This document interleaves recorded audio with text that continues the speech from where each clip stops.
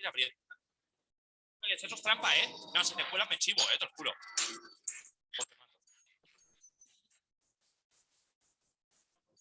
Hola, ¿cómo están? Buenas tardes. ¿Me escuchan bien?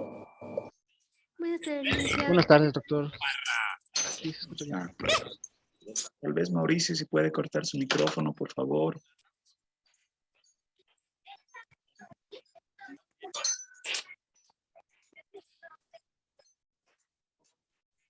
El agua le duele porque eres un guarro que no se lava. ¡Ah! ¡No me pegues!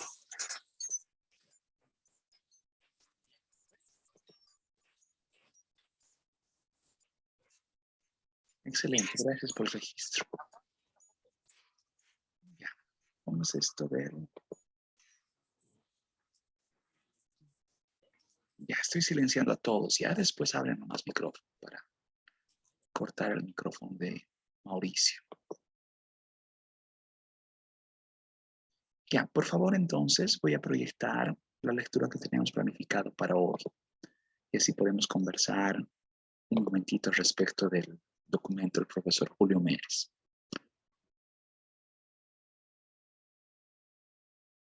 Ya.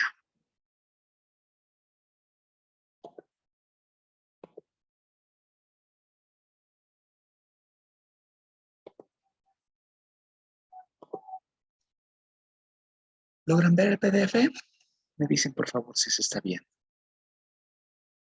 Sí, licenciado. ¿Se ve, no es cierto? Excelente. Entonces, por favor, quien guste comentar un poco respecto de este documento, lo que haya podido percibir. A ver, tengo por ahí. Iremos en el orden de primero Jorge, luego hablamos con Naira y quien guste comentar por el chat, adelante, por favor.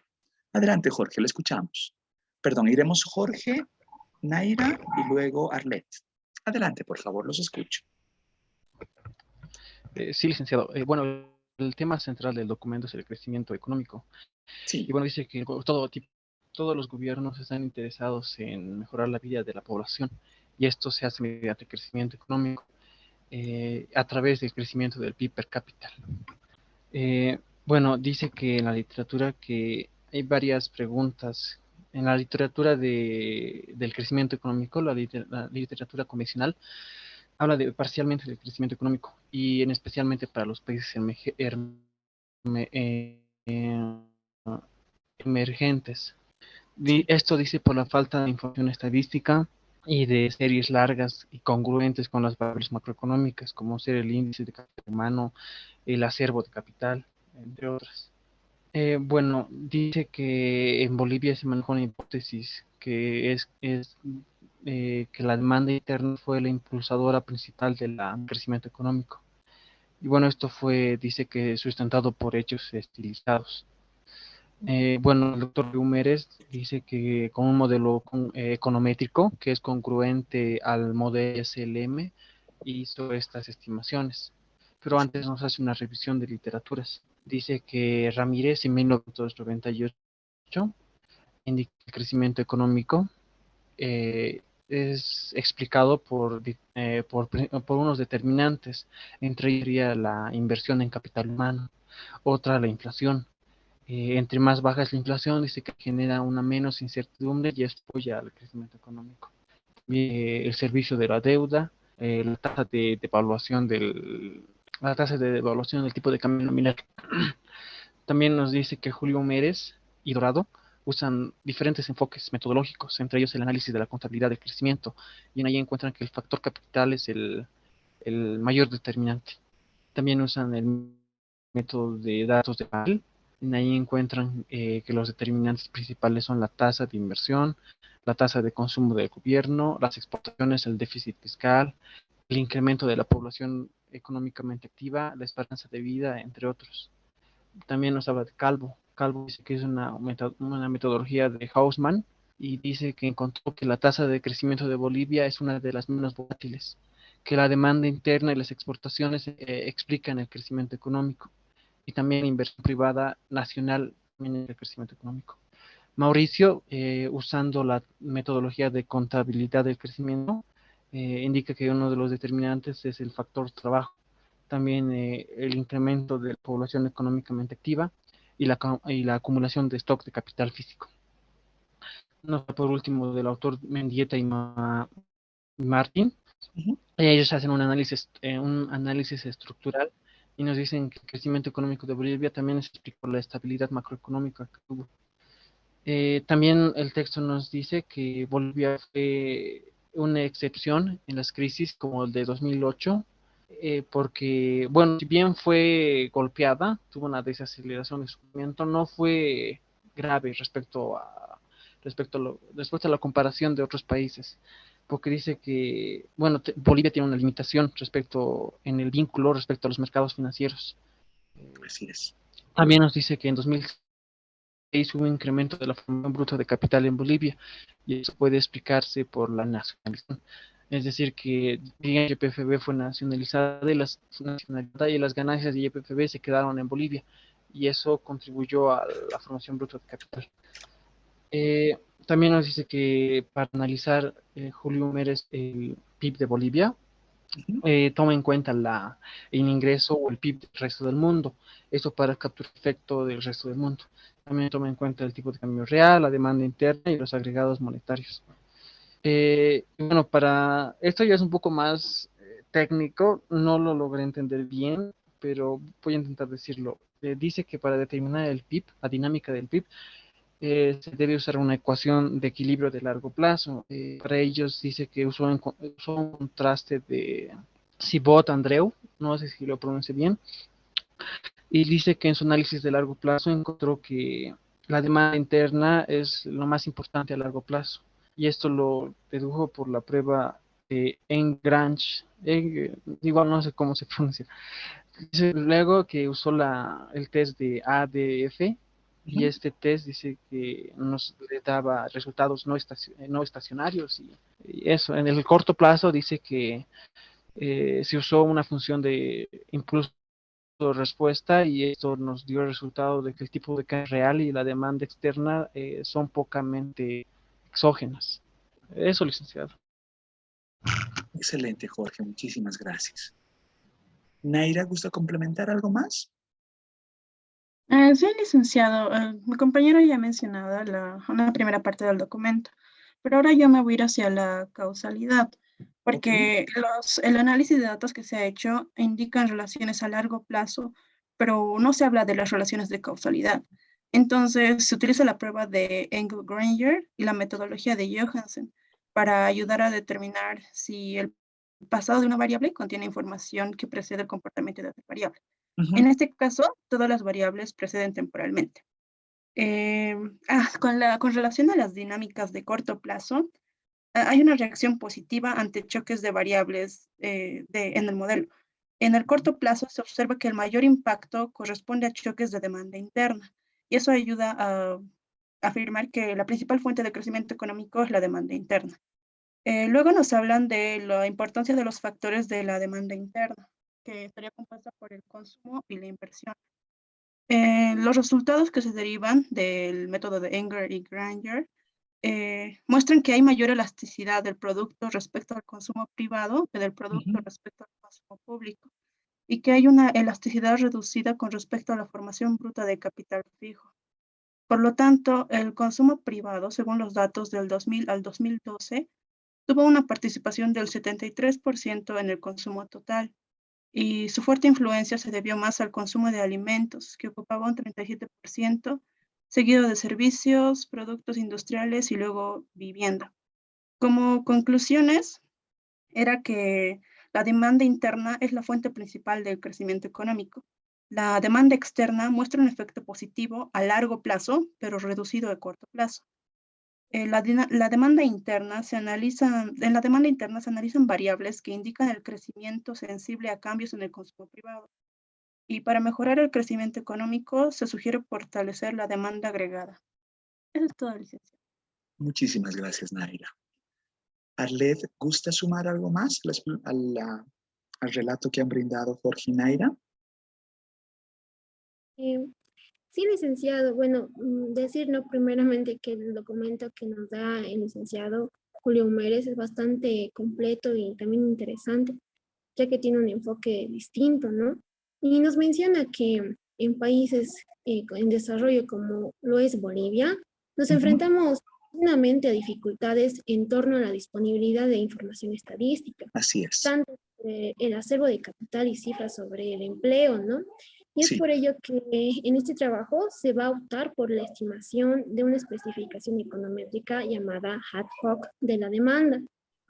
Y bueno, el resultado de este trabajo nos va a señalar que la demanda interna es la fuente principal del crecimiento económico en Bolivia, en los cuales los componentes que más destacan es el consumo privado, principalmente de los alimentos.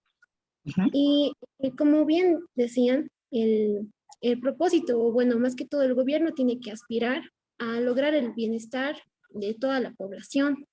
Y hay entre diferentes cuestiones o tal vez respuestas en torno a la pregunta de cuáles son las causas del crecimiento económico. En los países emergentes esta respuesta o en esta pregunta no ha sido contestada totalmente, solamente parcial. En el caso Sí. boliviano existe la hipótesis de que el impulso de la economía o del crecimiento económico es a través de la demanda interna, ocupando como un lugar menos importante la demanda externa. Y además nos dice que en este trabajo es estimar los determinantes del crecimiento económico desde una perspectiva de demanda y establecer su importancia relativa.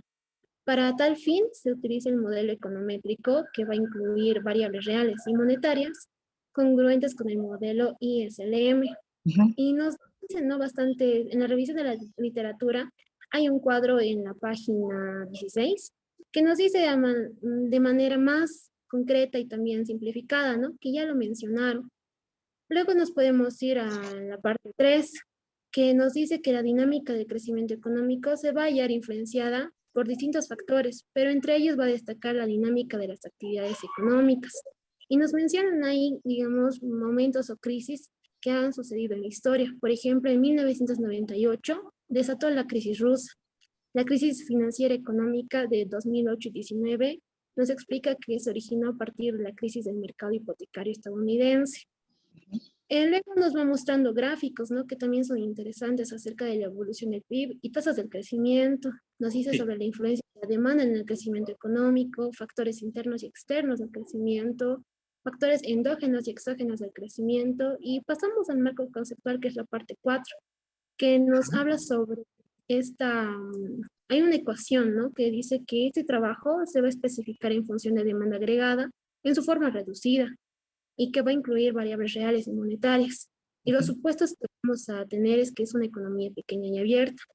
Y lo que nos dice esta ecuación es, bueno, que el Producto Interno Bruto va a estar en función del PIB externo relevante para la economía doméstica, va a estar también dependiendo, o bueno, va a estar en función del tipo de cambio real, de la demanda interna y del agregado monetario. Y nos dice también que otra condición es de que la derivada de esta función tiene que ser mayor a cero. Pasando a la parte 5, nos dice que en las estimaciones y resultados, nos dice que la dinámica del PIB es necesario estimar previamente una ecuación de equilibrio de largo plazo entre las variables de interés que tenga un fuerte contenido económico, pero también un sustento estadístico, ¿no? Para poder sustentar los datos que tengamos. Y para alcanzar este cometido van a realizar contrastes y con integración utilizando la metodología de Engle y Granger, que ya lo mencionaron, y también de Johansen. Y bueno, pasamos a ello. Ya creo que mi compañera habló sobre la causalidad y demás, que también me pareció bastante relevante. Y ya pasando a las conclusiones, nos dicen, ¿no? Que utilizando distintas metodologías podemos encontrar evidencia empírica de que la demanda interna tiene un efecto significativo en el crecimiento económico, tanto en el corto plazo como en el largo. Ujú. Y la demanda externa muestra el efecto de largo plazo en el crecimiento, aunque este es reducido en el corto plazo. Pero en conclusión, la importancia de este documento y del aporte del profesor Humérez es en cuanto que nos dice que las políticas monetarias y cambiarias deberían mantener la orientación de estos últimos años para garantizar los equilibrios macroeconómicos. por tratarse de condiciones mínimas con que una economía debe contar para que éste impulse el crecimiento económico. Eso, licenciado, como mi aporte. Muchas gracias, Arlet. A ver, quiero matizar la relación de este documento con nuestra asignatura. No me preocupa el que de pronto existan elementos, pasajes técnicos, alguna estimación econométrica que no haya sido plenamente comprendida. Eso progresivamente se lo va a llegar a entender. Si no me importa cómo ha relacionado Jorge, cómo ha relacionado Mayra, cómo ha relacionado Arlet, la explicación del trasfondo de este documento. Cuando relacionan en el relato alguna mirada de Engel Granger o posiblemente alguna relación de cointegración de Johansen, todo esto es materia de econometría, posiblemente una econometría 2 incluso, ¿no? Entonces, en su momento ustedes van a llegar a comprender a plenitud qué relaciona en datos, en series temporales, posiblemente en un modelo de vectores autorregresivos. En el largo plazo, la relación entre variables en procesos cointegrativos. Ya, eso uno lo puede dejar a un ladito. No quiere decir que no comprendamos un poco, necesitamos más elementos en la asignatura, pero vamos a llegar a entender esos tecnicismos. Sí es importante comprender, por eso me he quedado en este gráfico, que el trasfondo principal de la investigación que hace el profesor Humérez trata de matizar en cuáles son los determinantes del crecimiento económico. Desde una mirada teórica existen gran cantidad de postulados que dan cuenta de este planteamiento. No existe una explicación consensuada, plena, sino más bien todavía existen muchos trabajos que brindan su aporte. Y en el caso boliviano, este es uno de ellos. Como pueden ver en la ilustración, lo que hace Julio Humérez es tomar en cuenta una serie de datos larga. No estamos hablando de datos anuales, sino más bien está buscando datos en una menor temporalidad, datos trimestrales, que permitan una comprensión ampliada de estas tendencias a lo largo del tiempo. El profesor Humérez va a dar cuenta de que teóricamente el planteamiento de seguir una forma funcional, una explicación de crecimiento convencional a través de la mano de obra o a través de la inversión, expresada como acervo de capital, limita, en el caso boliviano, por la disposición de estadísticas oportunas. ¿Qué quiero decir con esto? Podríamos lograr un PIB trimestral, podríamos tal vez hacer alguna aproximación de mano de obra en misma periodicidad, como que tenemos los datos a través de la encuesta de empleo, pero tal vez incluso hay ciertos huecos, ciertas falencias. Pero en inversión ya no. En inversión ya no podemos tener datos a nivel trimestral. Ya limita la serie y eso dificulta el hacer el contraste empírico pretendido, como dice la teoría, ¿no es cierto? Entonces ahí está, otra vez a lo que hemos hablado durante clases, el divorcio entre el planteamiento teórico de texto, que está muy bien, y el contraste empírico con los datos que nos puede proveer las entidades oficiales de difusión estadística del país, ¿no es cierto? Entonces, esa es una primera limitante. Si fuera el caso, como lo pretendía el profesor Humérez, la conexión era ver acervo de capital, afectación de demanda a través de una mirada de corto, mediano y largo plazo. Pero ante esta debilidad, Julio Humérez relaciona un planteamiento ad hoc. ¿Qué significa ad hoc? Que es como si un traje a medida, ¿no es cierto? Ante la ausencia, yo voy a generar un nuevo planteamiento que se ajuste a lo que yo tengo, a la disposición de datos con la que cuento. Por eso es que la mirada no es verificar acervo de capital ni mano de obra, sino demanda. Y a través de demanda, brindar un argumento, brindar una covariante que permite explicar los determinantes del crecimiento. Por ahora, tampoco me voy a preocupar en la precisión de generar una explicación más sofisticada sobre las tasas de crecimiento. Vamos a abordar eso un poquitito más adelante, tampoco mucho más. Ya vamos a tener algunos elementos más. Vamos a volver al documento del profesor Humeres y ciertos tecnicismos los vamos a entender. El tema de la desestacionalización va a ser uno de nuestros argumentos cuando veamos con nuestros datos algunas series de tiempo. El tema de crecimientos interanuales, como que lo tenemos, va a ser otro argumento que veamos. Y sofisticaciones un poco más complejas, por ejemplo, el plantear modelos de vectores autorregresivos, bayesianos incluso, ¿no? Ya van a ser aspectos que vamos a tratar en práctica de por lo menos comprender la intuición detrás de todo esto, ¿no? Este tipo de miradas de Siebold-Andrews o Perron no son muy complejas de desarrollar teniendo alguna explicación relativamente intuitiva que vamos a buscar hacer. Sí me importa que de pronto, y esto es que vamos a comentar, conectar en la asignatura casi de inmediato, la explicación de la demanda interna. Voy a tratar esta clase, si no la siguiente, el miércoles. Vamos a empezar a abordar algunos elementos que Julio Mérez ya lo toca en su planteamiento. Dice, el modelo convencional ISLM. Ya, puede que conozcamos algunos elementos, pero vamos a ver cómo se manifiesta la conexión, crecimiento, con demanda interna a través del consumo y la inversión. Eso lo vamos a ver en la siguiente clase. Entonces, o si posible, vamos a empezar algo el día de hoy. Y luego vamos a volver sobre estas especificaciones econométricas un poco más a detalle en la comprensión de cuál es la lógica de relaciones de largo plazo, como la que estamos viendo en pantalla, con la mirada de comprender qué se refiere con los autovalores, los autovectores, qué está contrastando con esas hipótesis nula, qué se refiere con una cointegración, qué se refiere, qué debo comprender con causalidad. ¿Realmente es causalidad en el sentido de Y causa X? ¿O es una verificación posiblemente de precedencia? Eso lo vamos a cuestionar también en su momento, ¿ya?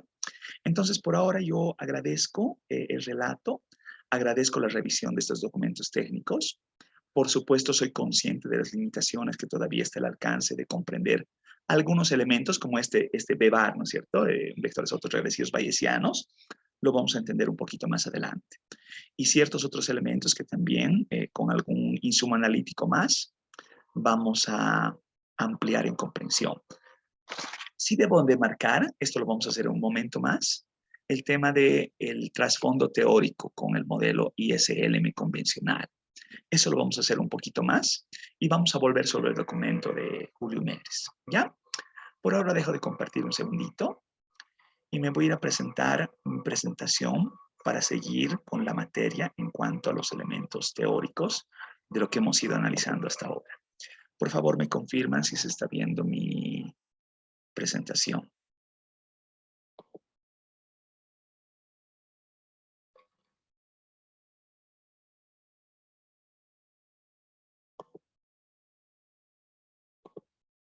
¿Se ve en pantalla? Está cargando, ¿no? Sí, se está cargando. Excelente, gracias.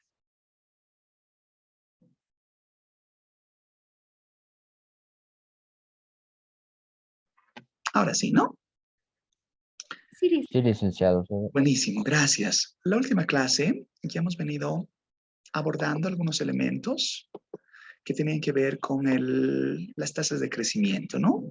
Les he mostrado unas tasas de crecimiento de los Estados Unidos, oscilante, y hemos buscado también no dejar la explicación aislada, sino tratar de conectar con el caso boliviano.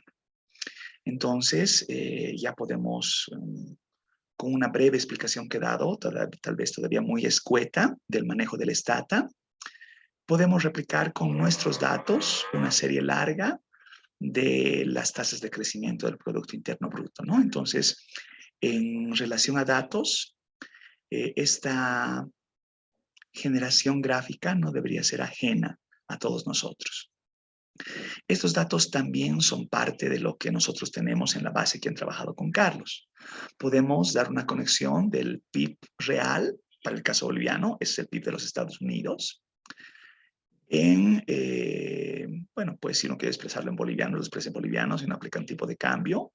Y también puede hacer una distinción del PIB real o el PIB nominal, ¿no? La expresión donde uno deslinda los precios y verifica más bien cuantías, o la injerencia de los precios, ¿no es cierto? Por supuesto que cuando uno verifica no toma en cuenta el tema de precios y solamente ve volumen, como que las cifras cambian porque de pronto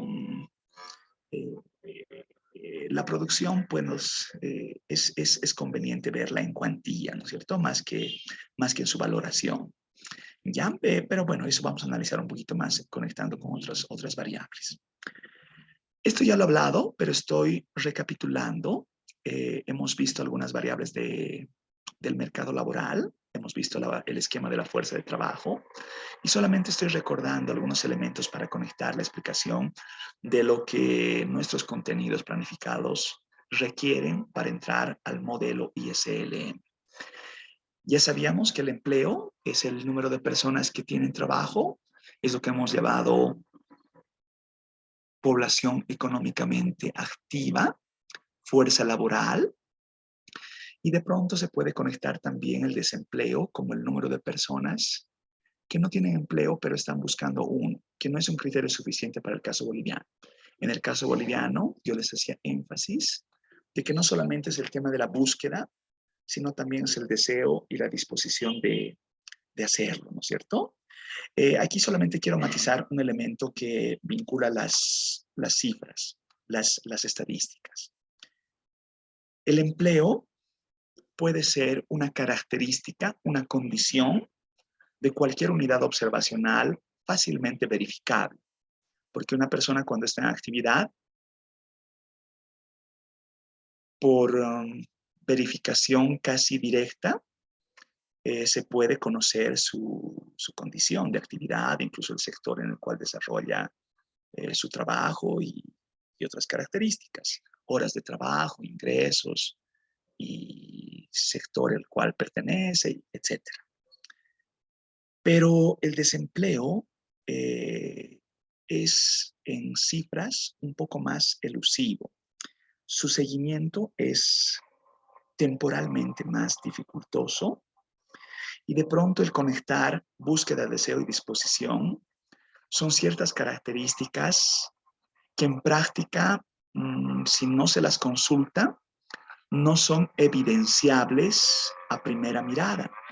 Uno puede pensar que una persona está desempleada cuando en realidad está haciendo una transición entre mercados, entre sectores, o de pronto es un profesional que se dedica a las consultorías, por decir algo, y está ahora realizando trabajo, pero al siguiente momento no lo está, ha concluido su contrato, por así decirlo, pero en los subsecuentes periodos va a volver a encontrar trabajo.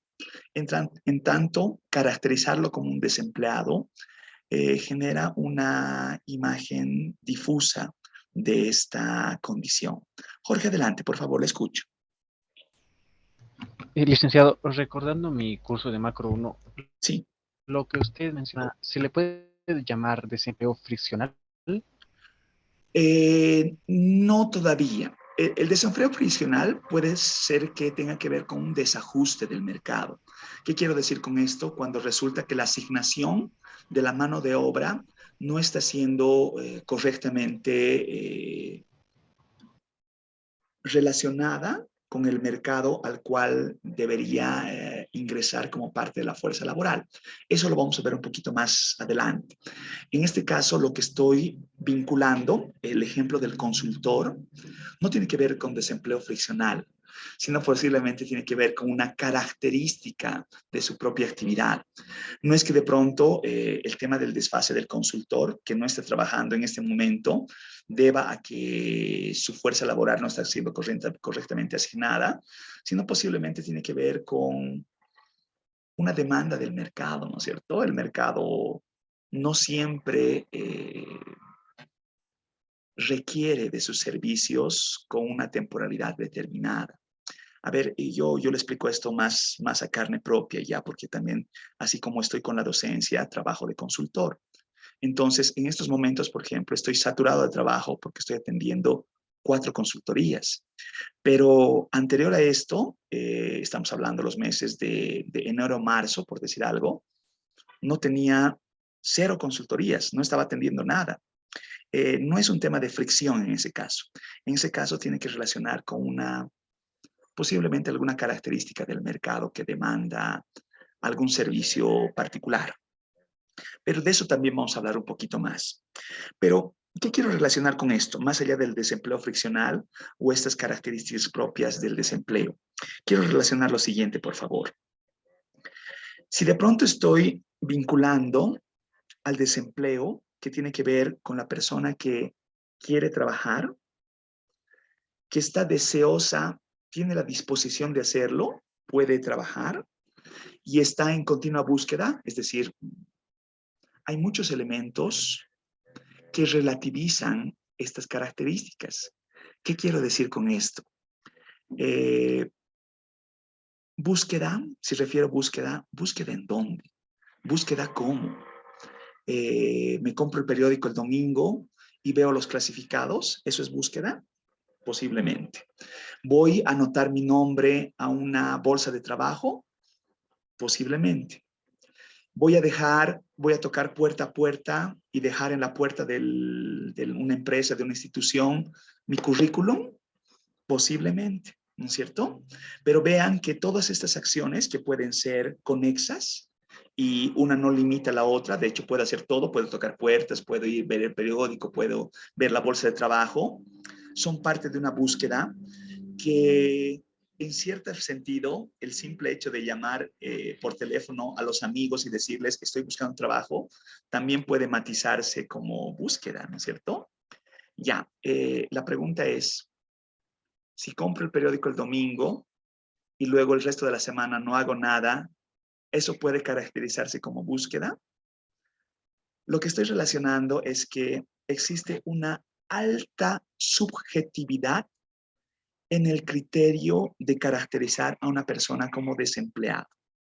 Una persona que a las 10 de la mañana está tomando el sol en la Plaza San Francisco, en la iglesia de San Francisco, puede ser caracterizada como desempleada. Si de pronto no le interesa buscar trabajo, no tiene el deseo, a pesar de tener la disposición. Esos elementos son difíciles de conectar.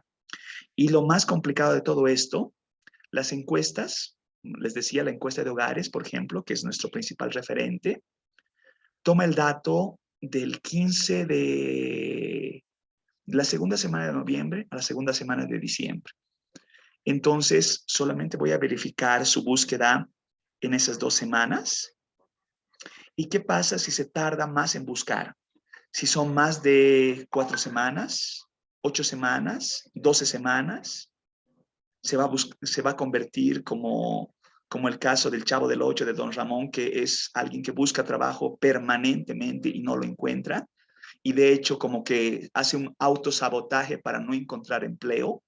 Entonces esos elementos son bastante curiosos, ¿no es cierto? ¿A qué momento uno podría relacionar que son parte de las estadísticas laborales? Cuando una persona busca, no encuentra y se desanima y deja de trabajar. Y de hecho puede ser el salto de la formalidad a la informalidad. Entonces, ese tipo de elementos complejizan la categorización de la condición de actividad de una persona. La población activa va a ser la suma entre el empleo y el desempleo. Esto ya lo hemos relacionado con estadísticas. Y en cierta forma ahí estoy dándoles una identidad que adopta los anglicismos de los libros de texto, ¿no es cierto? L está hablando de labor, ¿no es cierto? Trabajo, y está vinculando a la población activa. N está dando cuenta del empleo y U está dando cuenta del desempleo. Entonces, en términos contables, esta es una relación aritmética, donde los desempleados más los desempleados, población económicamente activa, ¿no es cierto? Esto lo hemos visto con la fuerza de trabajo. Así también yo puedo relacionar un cociente, un ratio, un indicador, de decir que los desempleados, la tasa de desempleo expresada como una tasa, recuerden que decíamos una tasa, es un cociente donde el numerador no es parte del denominador, pero expresado en un momento del tiempo. Este cociente va a dar cuenta del grueso de personas desempleadas, en una característica difusa, como lo acabo de expresar, sobre el total de la población económicamente activa. Y de esa forma sacar una proporción que debe darnos un termómetro de cómo la economía está asignando su mano de obra, su fuerza laboral. Entonces, si ven en pantalla, ahí tienen, esto lo estoy extrayendo del documento de Blanchard, una serie desde los 60 hasta el 2014 de, si bien, digamos, una tendencia oscilante del desempleo en los Estados Unidos, las cifras van desde la menos pronunciada, digamos, de algo poquito menos de un 4%, hasta la más elevada, que podría llegar a casi el 10%. Entonces, si bien puede ser oscilante, como que las cuantías son relativamente discretas. Oscilan entre el 4 y el 10%, ¿no es cierto? En el caso boliviano ocurre algo similar y esto se le puede verificar también con datos. Y si de pronto uno superpone las tasas de crecimiento del producto, el crecimiento, va a encontrar, como decía Beatriz Muriel, y esto lo hablábamos en la anterior clase, una relación contracíclica al crecimiento, ¿no es cierto? En episodios donde se expande el producto, resulta que el desempleo se contrae. En momentos donde el crecimiento desciende, reduce en la parte recesiva, el desempleo tiende a aumentar. En este caso estaríamos hablando de un desempleo que está en la parte recesiva y por supuesto recuperándonos de lo ocurrido en 2020 con la pandemia y la cuarentena que nos ha mermado con tasas negativas de crecimiento y tasas de desempleo que si bien han generado pico en 2020, igualmente ahora están regularizando a su nivel normal de, ya veíamos el último cálculo del 8%, 7% y quién sabe va a llegar hasta un 5%. Vamos a ver esto en cifras en un momentito más. Voy a hablar con más detenimiento, pero quiero enlazar algunos elementos más en esta discusión. Y esto lo consulto como una pregunta abierta, por favor, al que guste brindar una percepción. ¿Por qué debería ser preocupante el desempleo en Bolivia? ¿Es preocupante? ¿Por qué debería ser? ¿Alguien puede dar un comentario al respecto? ¿Alguien me puede auxiliar con un comentario? ¿Como economistas debería preocuparnos el desempleo? Y si es así, ¿por qué? Disculpe, licenciado. Yo creo que, como en el texto que nos ha mandado el doctor Julio Mérez, dice que todo gobierno se preocupa por el bienestar de su población o de su país. Sí, Entonces, el desempleo, bueno, el empleo genera ingresos para una familia, así pero es. si existe desempleo, no va a haber ingresos y va a haber muchas personas en la pobreza. Yo lo veo desde ese punto de vista. Yo creo que puede ser por mejorar el bienestar de la población. Plenamente de acuerdo, Naira, porque uno puede considerar que el tema del desempleo puede ser un factor, por supuesto, primero que limita la generación de ingresos para las familias y eventualmente puede propiciar condiciones de pobreza, ¿no es cierto? Plenamente de acuerdo. Y por supuesto, un país, como usted lo decía, debería relacionar niveles aceptables de bienestar para su población. A nivel individual, a nivel personal, ¿será preocupante que una persona esté desempleada? ¿Por qué razones? ¿Qué se les ocurre? Porque no podría ya haber ingresos en la familia si se trata de ese caso. Pero si lo vemos desde un punto de vista económico, creo que el crecimiento, bueno, no puede haber crecimiento económico sostenido si los ingresos de la mayoría de las personas están estancados. Sí, de acuerdo.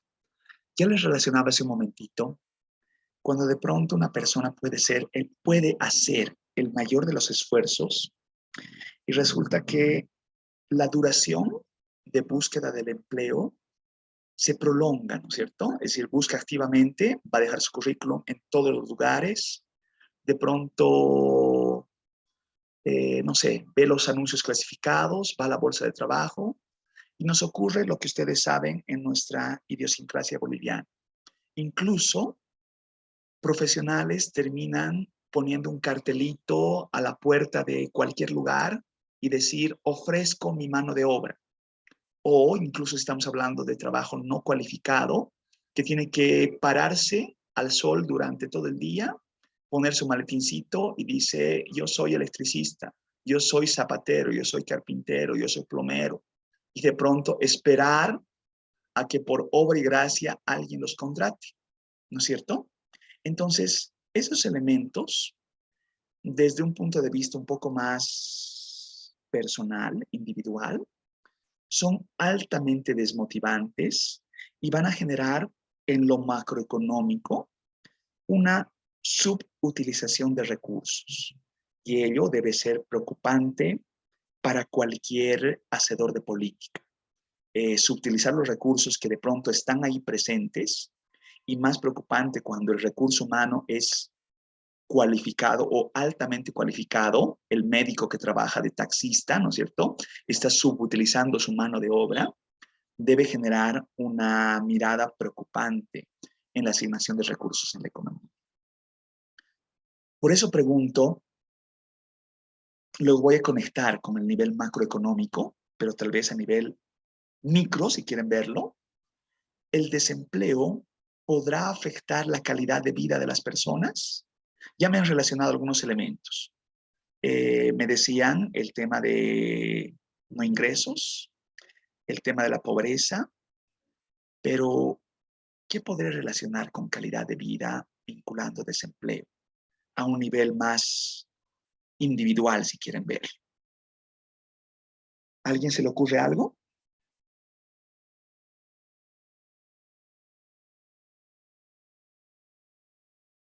Y les voy a poner ciertas subjetivizaciones, ¿ya? Estrés, satisfacción, como pongo ahí, calidad de vida, posiblemente alegría, desánimo, felicidad. A ver, vinculo otra pregunta, ¿ya? ¿El desempleo podrá afectar a la felicidad de las personas? ¿Qué opinan ustedes? Sí, licenciado. ¿De qué forma le afecta? Creo que es un desmotivante, un factor desmotivante bastante grande el desempleo porque estudiamos o nos dedicamos a alguna profesión o algo Sí, y que no encontramos trabajo y nos dediquemos a algo que no es para lo que nos hemos preparado, creo que es bastante desmotivante y hasta eso podría causar depresión y malestar, ¿no? estoy plenamente de acuerdo. La pregunta, y va en lo subjetivo, y ahora enlazo lo macroeconómico, ¿ya? La pregunta es, ¿será posible medir la felicidad? A nivel macroeconómico, ¿podremos saber si Bolivia es más o menos feliz que otros países? ¿Qué opinan ustedes? Sí, licenciada, yo estaba en el colegio, vimos esto. Se puede medir por indicadores. No me acuerdo ahorita cómo se llama, pero sí podíamos medir la felicidad de los países. Y en esos entonces creo que Canadá o Filipinas tenía un alto índice de felicidad por el nivel de vida que tenían las personas y también por la edad, hasta qué edad podían vivir. Eso también medía como que ese índice de felicidad de las personas. Excelente. Sandra, ¿quiere acotar algo más? Adelante, por favor. Sí, licenciado, buscando en Google, dice que la felicidad sí se puede medir. Sí, Existe el Índice Global de Felicidad, una publicación anual de las Naciones Unidas que mide la felicidad en muchos países basándose en diversos factores como el PIB per cápita. ya, Y también menciona que la felicidad comenzó a medirse de forma sistémica en 1972 en el Reino de Bután, donde se inventó el Índice Nacional de Felicidad. Y ya, dicha métrica cuenta con nuevos componentes que es la salud, la educación, la diversidad ambiental, el nivel de vida, la gobernanza, el bienestar psicológico, el uso de tiempo y varios factores más, licenciado. ya. Así como ha hecho Sandra, por favor, para la siguiente clase, Sandra ya tiene un apunte, pero es un apunte de muchos, por favor. No hay una sola forma de medir felicidad. Hay muchas formas. Y el medir felicidad da una vinculación importante a nivel macroeconómico, porque como ven en pantalla, uno puede lograr índices como un índice de satisfacción de vida y vincularlo con variables macroeconómicas como por ejemplo el desempleo y ver su afectación sobre ciertos determinantes y cómo la política pública puede tener su injerencia. A ver, les voy a dar una percepción y ustedes van para basar cómo va a relacionar la búsqueda. Así como Sandra relacionaba alguna cuantificación del Banco Mundial, quisiera, por favor, todos ustedes, esto para la siguiente clase, no es para ahora, hagan una búsqueda, no requieren ir a la biblioteca, desde su casa, desde su celular, desde el internet. Verifiquen todas las formas que puedan averiguar de cómo se mide felicidad, cómo se cuantifica la felicidad. Yo les voy a dar ciertas percepciones, ¿ya? Ciertos elementos que yo conozco porque he estado a cargo de la medición de la felicidad en Bolivia, ya se hizo un indicador hace tiempo y como que les voy a contar un poco más del entramado de todo esto, pero quisiera que ustedes hagan primeramente su búsqueda. A ver, la lógica es la siguiente, por favor, y me van siguiendo. Se piensa que existen ciertos fenómenos, estoy hablando a nivel macroeconómico, que pueden ser relacionados con elementos perceptuales que afectan la calidad, la satisfacción de vida de las personas. El estrés, posiblemente algunas afecciones neuróticas, nerviosas de diferente índole. Y en relación a esta cuantificación que puede ser, perdón, a esta relación de elementos que pueden ser incluso de gesta médica, uno puede encontrar el elemento contrario. Si de pronto hay estrés, la ausencia del mismo puede vincularse con estados de felicidad. Digo estados de felicidad, y esto por favor apúntenlo, porque hay indicadores de bienestar subjetivo percibido. Apunten ese elemento, ¿ya? Indicadores de bienestar subjetivo percibido. Se dice utópicamente que la medición puede vincular algunos elementos de características nacionales y tener, como que han debido encontrar en la búsqueda o lo van a encontrar, un ranking, ¿no? De los países más felices y los menos felices, que vinculan variables diversas. Como ha dicho Sandra hace un momentito, el PIB podría ser una, podría ser las tasas de desempleo. Hay otras cuantificaciones que verifican las tasas de suicidio, ¿no es cierto? Hay otras que verifican, y así, ¿no es cierto? Hay características distintas. Yo conozco una que presumo que es una de las más completas, que verifica a través de este bienestar subjetivo percibido una valoración de más de 50 categorías para dar cuenta si una persona cuál es su grado de felicidad. Se agrega estas categorías como una especie de latinobarómetro y eventualmente se saca un índice nacional que, como es índice, puede ser expresado como tasas, que anualmente se las va contrastando y uno va rankeando los países en función de estos criterios. ¿Qué es lo interesante de esta medida bienestar, de bienestar subjetivo percibido? Que no es nivel de vida en términos de plata, de nivel de ingresos, sino es nivel de vida en función de un parámetro de calidad de vida expectable. ¿Qué quiero decir con esto? ¿No? La vinculación de este tipo de cuantificaciones percibidas no dan cuenta del nivel de una posesión para ver si una persona tiene más o menos calidad de vida. No si tiene un auto, no si tiene una casa, si de pronto tiene 5 celulares. Eso es irrelevante, o el celular de moda, no, eso es irrelevante. Sino también tiene que ver con una percepción en función de su realidad y cuál es la expectativa que pretende. Y si de pronto esta brecha entre su realidad y su expectativa es muy grande, entonces resulta que su felicidad reduce. Entonces uno puede verificar desde la mirada vivencial cómo es que el esfuerzo personal permite aumentar calidad de vida y lograr el parámetro expectable de una vida conforme lo que él se plantea como una persona individualmente se plantea como meta.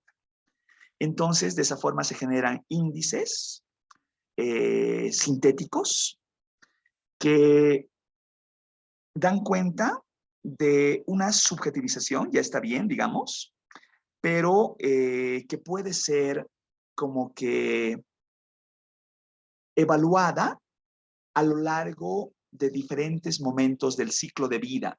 En términos económicos, esto es espectacular, porque, a ver, esto también lo van a, por favor, averiguar en el Google, ¿ya?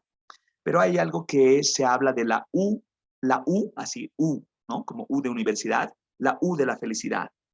Entonces se presume que hay momentos de la vida entre los 20 años, 20, 25 años, en la etapa donde la mayoría de ustedes están, donde los índices de felicidad son los más pronunciados, son los más marcados. Ya de los 35, 40 hasta más o menos los 50 años de edad, como que los índices de felicidad se reducen, bajan drásticamente. Y de pronto, a partir de los 50 en adelante, se logra índices de felicidad mucho más elevados que la persona de los 20, 25 años de edad. A eso se refiere con esa U, ¿no es cierto? El sentimiento, una racionalidad que genera un patrón de conducta expectable, bastante interesante, y se lo puede verificar con evidencia empírica bastante sólida, bien interesante de relacionar.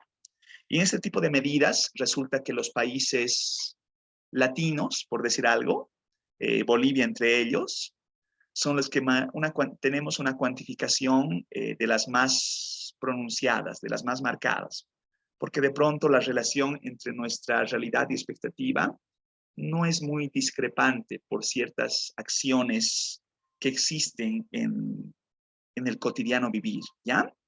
Entonces, por favor, a ver, algo más que quiero relacionarles para tener esta charla un poco más extensa. Por favor, quisiera que me confirmen. Voy a pasarles al WhatsApp un documento. Quiero que me confirmen si les ha llegado. ¿Ya?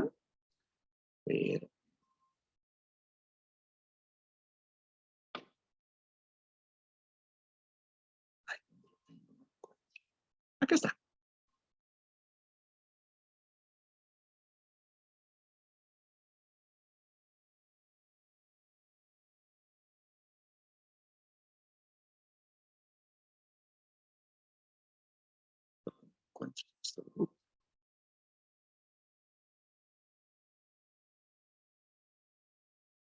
¿Me confirman si les ha llegado, por favor?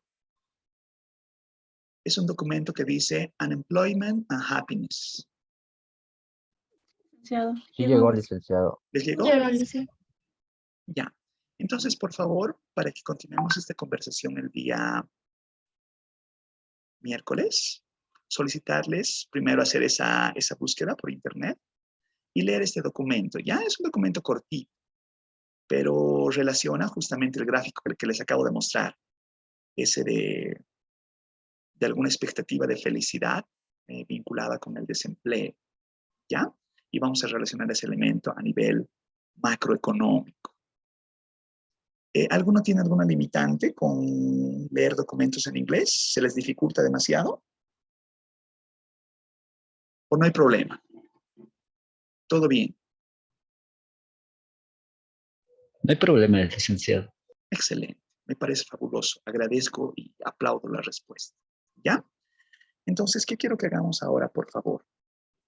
Voy a compartir pantalla y vamos a ver lo siguiente. Me dicen si se está viendo mi pantalla, ¿ya?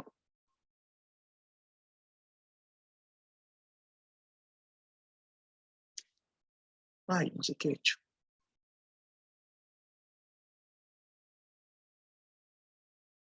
¿Se está viendo mi pantalla?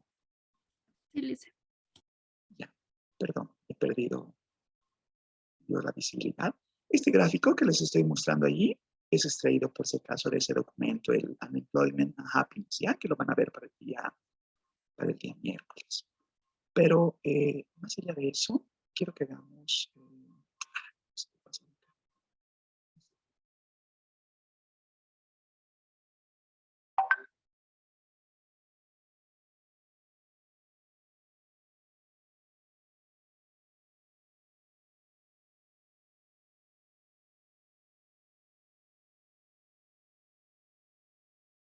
¿Cómo les está yendo con las clases con Carlos? ¿Cuál ha sido su última clase?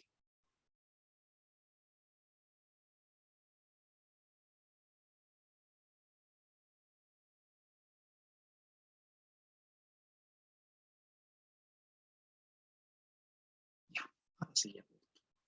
¿Les está yendo bien? ¿Cómo están avanzando con él? ¿Están revisando la stata? ¿Qué están haciendo con Carlos? A ver si alguien me puede comentar un poquito mientras voy relacionando lo que quiero mostrarles.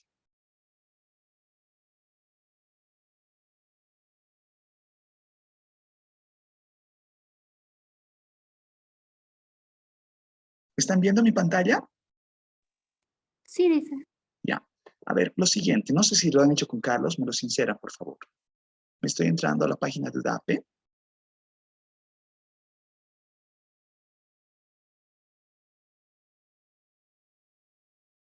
Ya. Voy a entrarme a la página de la Unidad de Análisis de Políticas Sociales y Económicas. ¿Han hecho esto con Carlos? ¿Han visto la página de UDAPE o no la han visto esta? Sí, lo vimos, licenciado. ¿Han visto, no? Ya. Entonces, he visto que sus datos, los de empleo, están como que hasta 2016 nomás, ¿no? Medio cortaditos y eso me ha parecido que requiere más trabajo, ¿no?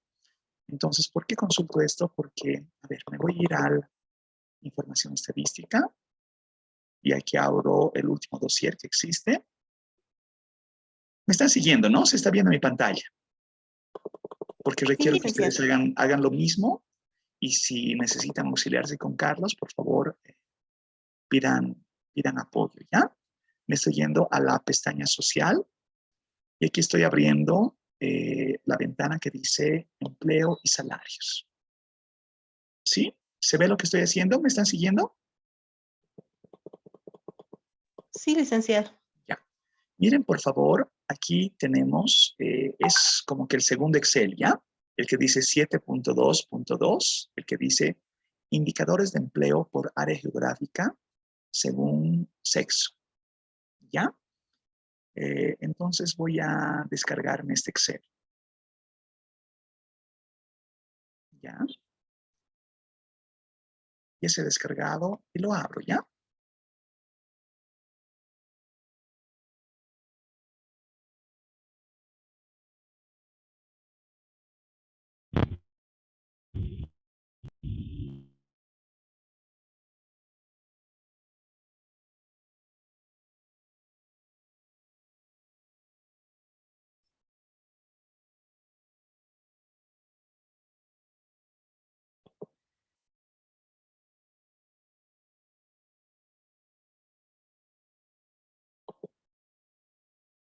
¿Sí se logra ver? Sí, licenciado. Se ve. Ya. Ahora, ¿qué ocurre, por favor, en estos datos? En estos datos, ustedes tienen los indicadores de empleo, como los han cargado seguramente con Carlos, pero estos indicadores de empleo, ahorita vamos a verificar la base que ha trabajado con Carlos, creo que están hasta 2016. Y en esta base de datos, el último dato, según lo que acabo de leer, dice 2019, ¿ya? Si estaríamos relacionando datos anuales, que también se podría lograr los datos trimestrales. Ya, ¿qué datos tenemos? Si vamos viendo los datos, por favor, y aquí voy relacionando, a ver con qué.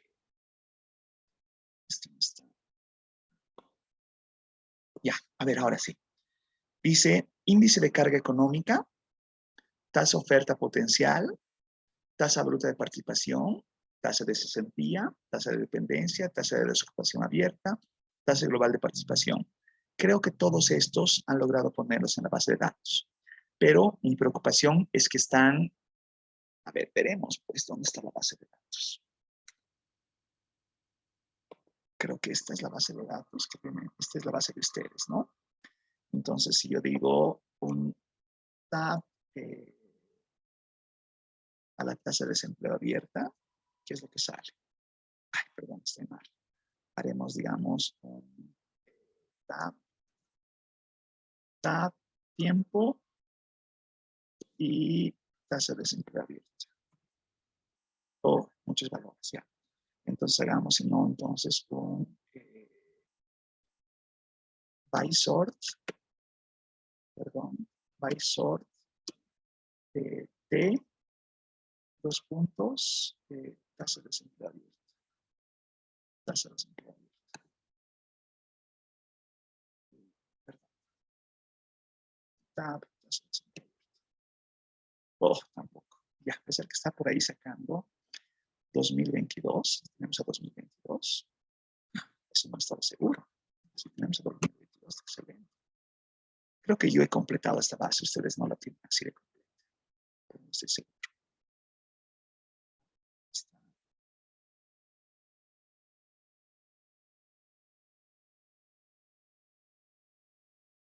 Ah, sí. Esto yo he completado.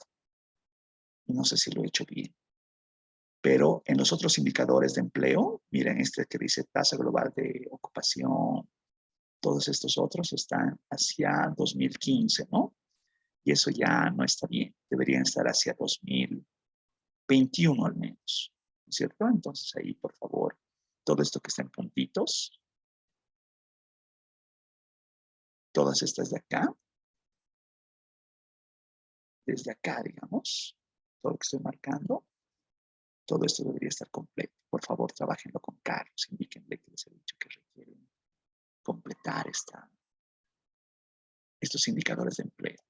¿Cómo completo estos indicadores de empleo? Solamente para la referencia, por favor. Todos los indicadores de empleo y su descripción están acá, ¿no es cierto? Dice, índice de carga económica, se calcula el PI sobre la PEA multiplicado por 100. Tasa de oferta potencial, por favor, aquí lo estoy marcando con celdas, ¿no? Tasa de oferta potencial se calcula como la población económicamente, perdón, población de trabajar sobre la población total. O de pronto, y así cada uno de los indicadores, ¿no es cierto? Entonces, todo esto es posible de calcular. Ahora, es bien chistoso esto, ¿no? Que el último dato que nosotros tenemos acá es 2019, pero nosotros, y esto es fuente oficial, ¿no es cierto? Podríamos lograr el dato hacia 2021, que es el último dato existente. ¿Cómo debería ser? Entonces, bueno, no sé si tengo abierto creo que no tengo abierto no tengo abierto, ¿ya? Pero lo voy a abrir junto con ustedes. Ustedes tienen la base de datos de las encuestas de hogares. Yo me estoy entrando a abrir la base de datos de las encuestas de hogares. ¿Ya?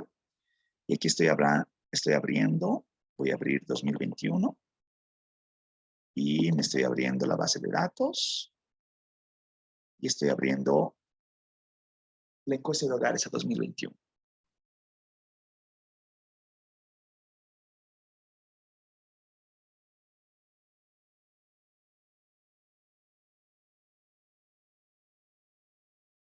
¿Se logra ver? Ay, ¿por qué no ha cargado nada? Raro. Ahí está. ¿Se logra ver?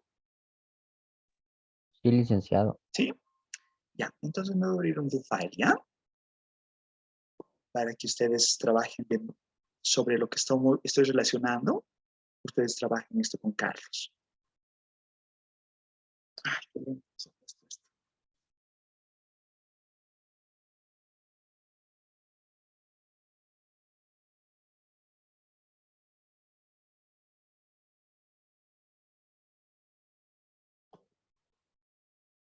Ahí está, ¿ya? Entonces, como hacemos siempre, voy a poner, ¿qué fecha estamos hoy? Hoy es 22 del 8 del 2022. Solamente para identificar, voy a poner aquí macroeconomía 2 y vamos a relacionar construcción de indicadores de empleo de la encuesta de hogares 2020. Ya, entonces lo primero que voy a verificar es la condición de actividad. ¿Esto lo han hecho con Carlos? Le pedía que repliquen la estructura, ¿no es cierto? 2021, de una estructura que les había mostrado la fuerza de trabajo. ¿Lograron hacerlo con Carlos? ¿Me dicen, por favor? ¿O no lo han hecho? Si no lo han hecho, me lo sinceran también, no hay ningún problema. ¿No lo han hecho todavía?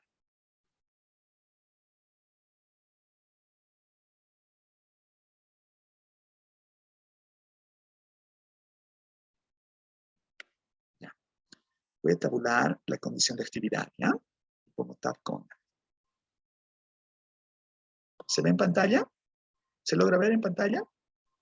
Sí se ve, licenciado. Ya. Tengo una relación de datos. A ver si hago un count.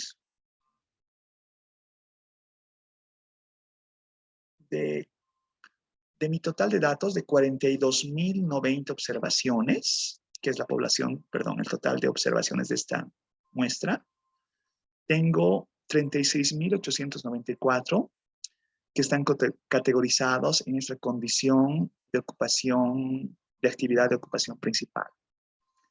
Ya, ¿por qué me sirve eso? Porque yo puedo hacer esa misma tabulación verificando el factor de expansión.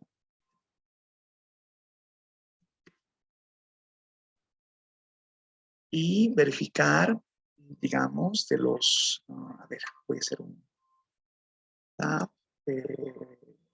área, igual por factor de expansión.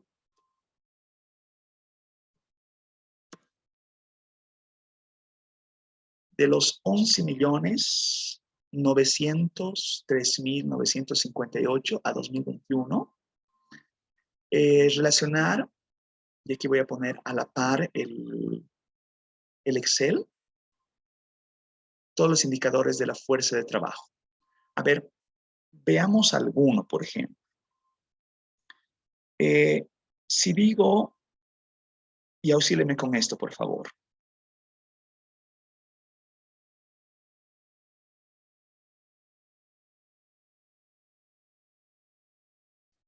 Índice de carga económica, el primer indicador, índice de carga económica. Y luego vuelvo con mis datos en el STAT. Por favor, apúntenlo esto. Índice de carga económica dice la población económicamente inactiva sobre la población económicamente activa.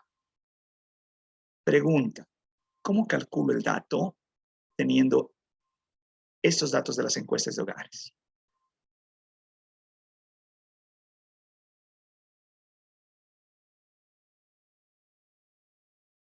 ¿Se podría hacer el cálculo de ese índice de carga económica?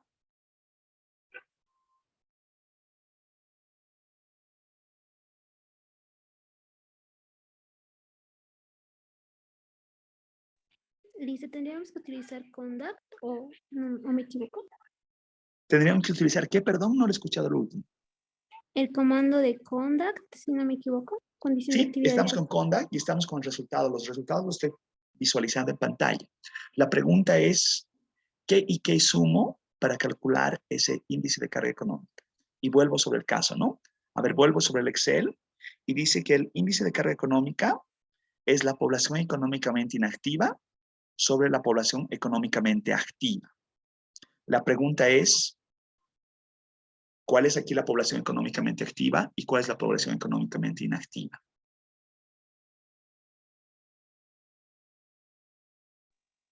Para la población económica activa, ¿Sí? tendríamos que sumar ocupados y desocupados. Excelente. ¿Qué sumo? ¿Qué valores sumo ahí? Sería la frecuencia, no, la frecuencia, ¿Está bien? sí, Está por buen camino. sería 5.630.696 Excelente. más, ¿dónde está después? Desocupados.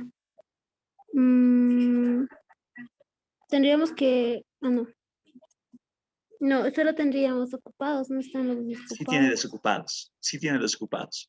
Los Tendríamos que sumar, desocupados está compuesto por los cesantes más los aspirantes. ¿Sí? cierto, sí. ¿No es cierto? Tendríamos que sumar eso Entonces sí tiene los y, desocupados. Ya. exacto. ¿Y los Sí. inactivos? ¿Cuáles son los inactivos? Tendríamos que sumar los temporales con los permanentes. Excelente. Entonces tiene todo para calcular el índice de carga económica. ¿Se comprende lo que acabo de decir? A ver, doy otra ilustración. Vamos a hacer otra ilustración con el otro dato. Tasa de oferta potencial, que dice que es la población en edad de trabajar sobre la población total. ¿Podré calcular ese dato? Ese está un poquito más complejo. A ver, haré uno un poquito más simple, ¿ya? Luego voy a hablar de ese. Tasa bruta de participación, que dice la población económicamente activa sobre la población total. ¿Entre qué divido para calcular eso? Población económicamente activa sobre la población total. Ocupados más cesantes más aspirantes Sí, sobre los 11 millones o sobre los... así Sí. es. Así es. Eso es. Eso es. Eso es lo que requieren hacer con Carlos. Y vean que es bien interesante porque ustedes van a estar en capacidad de adelantarse al último dato que en su institución oficial de análisis de estadísticas no lo ha hecho. Podrían lograr el dato 2020 y podrían lograr el dato 2021. ¿Y qué han visto en este momento? Yo les he mostrado, he entrado a la página oficial de UDAPE y UDAPE solamente ha calculado el dato hasta 2019. Y ustedes están en capacidad plena de hacer el cálculo de los datos de los indicadores de empleo 2020 y 2021, lo que el gobierno no ha hecho. Le piden a Carlos que les auxilie, por favor. Y Carlos va a ver también este video, ¿no? Entonces, se va a orientar fácilmente sobre lo que le estoy solicitando.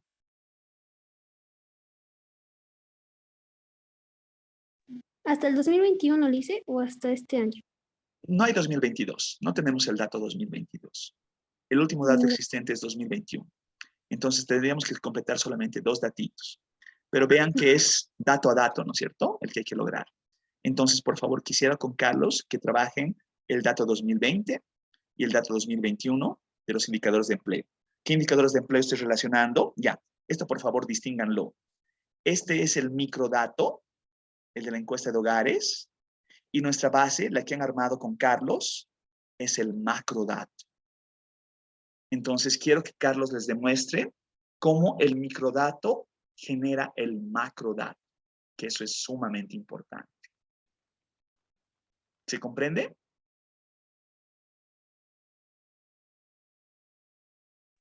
Licenciado, usted también podría explicarnos. Lo que pasa es de que yo tengo choque de horarios en la materia del auxiliar y no siempre puedo ingresar.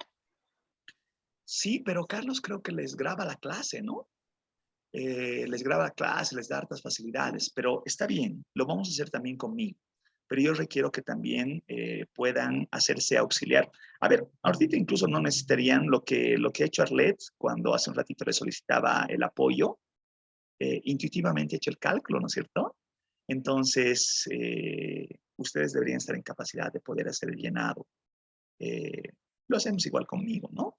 De hecho, a ver, vamos a hacer el ejercicio ya rapidito, de lo que les estoy solicitando. Solamente un ejemplito, ¿ya? Y lo van a hacer después con Carlos con mayor detenimiento. Tasa de desempleo abierto, dice. La tasa de desempleo abierta es la población desempleada sobre la población económicamente activa. Población desempleada sobre la población económicamente activa. Ya. Me voy al macrodato. Perdón, al microdato. Entonces, voy a poner display. Debería calcular qué entre qué para calcular la tasa de desempleo. ¿Quién me auxilia?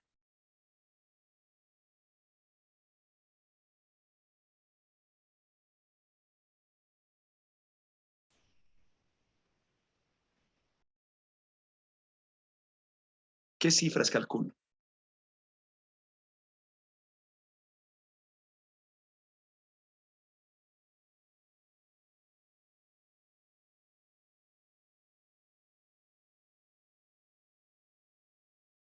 Ya, está bien, Javier. Cesante más aspirante. Entonces sumo. Voy a copiar ya, así rapidito. 261. Bueno, números sin decimales, ¿ya? 261 más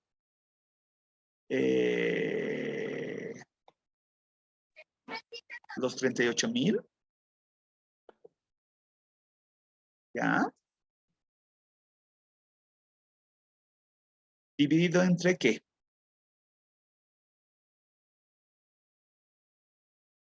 No, no es población total. Sobre la población activa. Eso. ¿Y cuál es la población activa? La PEA, que sería creo que 5 millones. Y esos son los Sí. ocupados nomás, ¿no? Los Sí, sí. ocupados más los cesantes más los aspirantes. Correcto. Eso.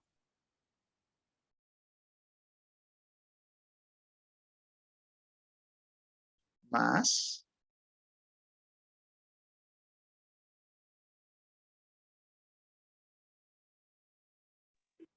Todo eso, ¿no es cierto? Y esto, todo, multiplicado por 100. ¿Sí? Y ahí tienen el dato. Claro, lo he puesto por 100, por eso he multiplicado, estaba en proporción, multiplicado por 100 y es porcentaje, ¿no es cierto? Entonces, en mi base UDAPE, si fuera el caso, ¿no es cierto? Voy a mi base UDAPE y tengo tasa de desempleo, perdón, tasa de desempleo abierta.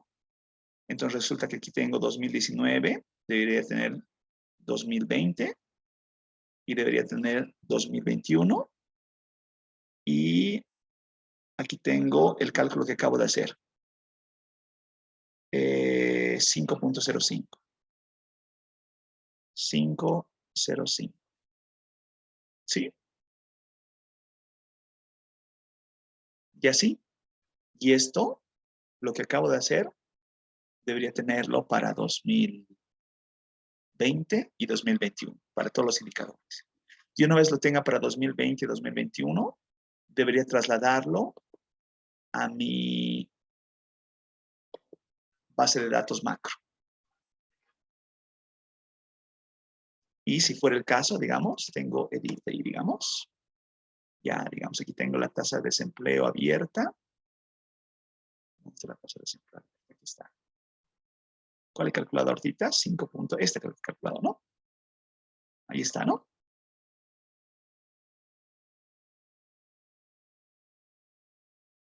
Ya, aquí he estado la tasa de desempleo abierta. Creo que he hecho ese ejercicio con el desempleo abierto.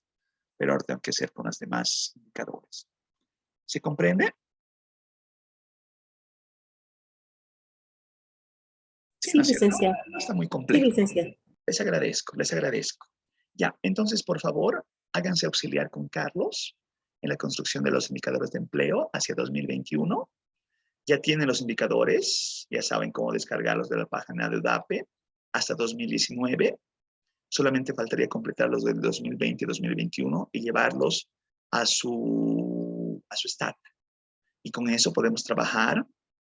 Pensemos, no sé, si de pronto con Carlos el trabajo está inspirado y pueden generar indicadores de felicidad por años para Bolivia, podemos incluso replicar lo que ha hecho el documento que les he pasado de Unemployment and Happiness, ¿no? Y ya, bueno, esa es otra cosa. Ya, por favor lean los documentos, lo que hemos solicitado para el día miércoles y hagan su registro de salida de esta sesión, por favor. Y nos vemos el miércoles. ¿Sí? Muchísimas gracias. Hasta el miércoles. Licenciado, hasta el miércoles. Hasta luego, licenciado. Gracias. Gracias. Hasta el miércoles. Muchísimas gracias. Hasta el miércoles. Hasta luego, licenciado. Gracias. Hasta luego. Gracias a usted. Hasta luego, licenciado. Hasta el miércoles, licenciado. Gracias. Hasta el miércoles. Un abrazo. Licenciado.